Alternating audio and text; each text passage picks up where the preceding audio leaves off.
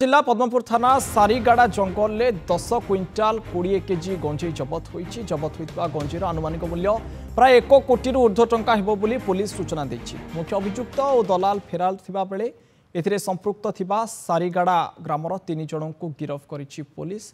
तबे सारीगाड़ा दुर्गम जंगल भितरे पुलिस रेड करिथिला। ए रेड रे 34 गोटी गंजेई बस्ता पुलिस जबत करिछि। एहा सह 3 अभियुक्तଙ୍କୁ गिरफ करी कोर्ट चालान करा जाइछि।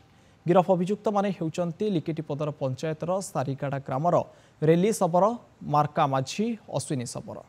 तेबे जबत गंजेईर आनुमानिक मूल्य पुलिस 1 कोटी टंकारु ऊर्ध्व हेबो बोली जहा अनुमान करिछि। घटना रे 3 जनଙ୍କୁ गिरफ करी मध्य कोर्ट चालान करा जाइछि। पुलिस अतर्कित रेड करी एही गंजेई बस्ता गुडी को जबत करिबा सहित 3 जनଙ୍କୁ एही मामला रे गिरफ करी कोर्ट को फॉरवर्ड करिछि। पुलिस 10 क्विंटाल 20 केजी गंजेई अबकारी विभाग जबत करने को सक्षम होइछि।